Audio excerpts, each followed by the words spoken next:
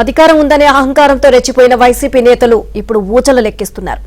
దాడులకు ఉసిగొలిపి బెదిరింపులకు పాల్పడిన వారు కూటమి ప్రభుత్వంలో కేసుల నుంచి తప్పించుకునే ప్రయత్నం చేస్తున్నారు. విచారణలో తప్పుడు సమాధానాలు ఇస్తూ పోలీసులనే తప్పుదోవ పట్టిస్తున్నారు.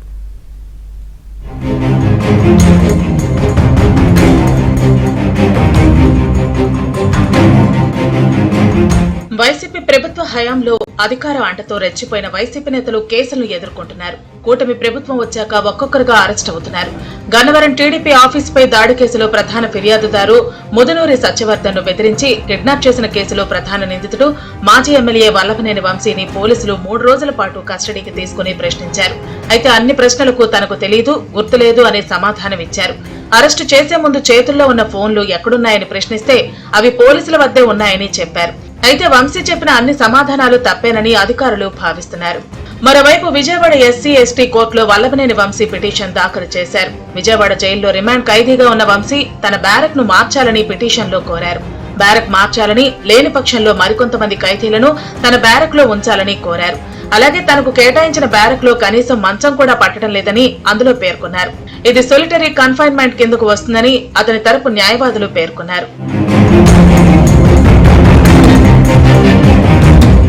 రాజకీయ నాయకులను, వారి కుటుంబ సభ్యులను అసభ్య పదజాలంతో దూషించిన కేసులో అరెస్టైన సినీ నటుడు పోసాని కృష్ణమురళికి రైల్వే కోడూరు కోర్టు 14 రోజుల రిమాండ్ విధించింది.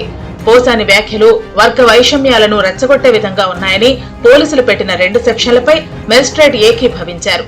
ఫలితంగానే పోసానికి రిమాండ్ విధించారు. అయితే ఆయన రిమాండ్ రిపోర్టులో కీలక విషయాలు వెలుగులోకి వచ్చాయి. దళితులను కించపరిచే విధంగా ఆయన వ్యాఖ్యలు ఉన్నట్లు పేర్కొన్నారు. సినీ రంగానికి చెందిన వ్యక్తుల మాటలు సమాజంపై ప్రభావం చూపిస్తాయని, అవి సమాజంలో విభజన, ఉద్రిక్తతలు సృష్టించే అవకాశం ఉందని పేర్కొన్నారు.